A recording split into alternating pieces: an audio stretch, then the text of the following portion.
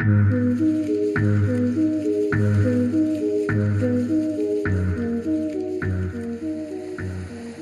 de Soulac en Aquitaine s'apprête à s'effondrer dans l'océan. C'est l'exemple emblématique de l'érosion du littoral français, de tout le littoral sur l'Atlantique comme en Méditerranée. 303 communes sont affectées, soumises au risque de submersion. C'est le cas sur la côte orientale notamment.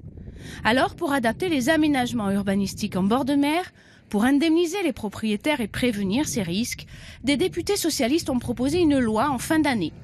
Et voilà que lors du passage au Sénat en janvier, un allègement de la loi littorale a été introduit par amendement à l'initiative d'élus Les Républicains bretons et normands.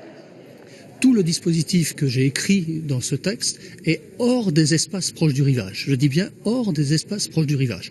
Donc on veut essayer de densifier les dents creuses, puisque là, il y a des interprétations de la jurisprudence qui font que parfois c'est autorisé, parfois c'est interdit. Il faut que ça soit clair. Dès lors qu'il y a des dents creuses, et on ne parle pas d'extension d'urbanisation, mais de dents creuses, c'est-à-dire de terrains qui sont au milieu de l'urbanisation, eh bien le texte les rend urbanisables. Exemple de dents creuses avec des habitations de part et d'autre. Sur ce terrain à Pietrosella, des permis de construire sont bien délivrés. L'assouplissement annoncé de la loi littorale pourrait faciliter le développement, notamment dans les zones comme Aronne où l'urbanisation est contestée.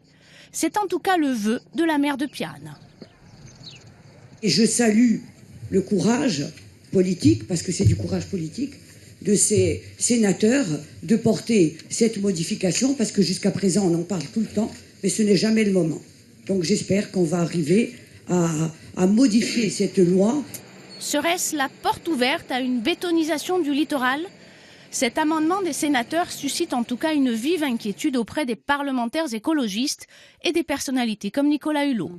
Ils se mobilisent à travers cette pétition sur Internet. Une pétition relayée par Ouléante et les défenseurs de la loi littorale. Membre du Garde et de ce collectif, Muriel Segondi lance un appel aux élus. La loi littorale, elle est identique partout.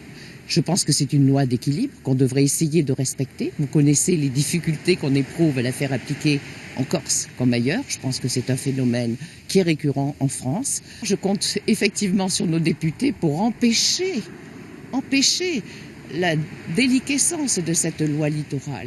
Nous avons notre PADUC, chaque région est en mesure d'adapter à son secteur la loi. Nous avons notre PADUC, à chacun de faire le sien. Dans quelle mesure ce comblement des dents creuses prévu par l'amendement pourrait modifier le PADUC et le littoral corse ? À l'Agence d'aménagement durable et d'urbanisme, on s'inquiète. Ce que demandent ces amendements, c'est bien donc de pouvoir construire hors continuité de l'existant. Donc là, ça pose un vrai problème, parce que c'est un principe fondateur de la loi, et ce principe fondateur n'a pas été pris comme ça au hasard. Il a été pris parce qu'il y a une nécessité de préserver le littoral, à la fois contre du mitage, à la fois contre aussi une construction linéaire. Risque, oui, mais le gouvernement n'a pas totalement écarté cet amendement. Il sera discuté demain à l'Assemblée nationale, avant d'être réécrit avec des sénateurs pour son application. La menace principale, c'est pas qu'on comble des espaces déjà très urbanisés, c'est qu'on ouvre une nouvelle possibilité de construire en fait dans des milieux vierges de toute construction. Le problème, si vous voulez, c'est que d'autres amendements du Sénat qui, eux, ont prévu notamment la création de zones d'activité économique qui ne soient pas en continuité des agglomérations et des villages. Un grain de sable pourrait stopper cette modification de la loi littorale. La mandature s'arrête fin février et la commission mixte Sénat-Assemblée nationale aura peu de temps pour se réunir et statuer.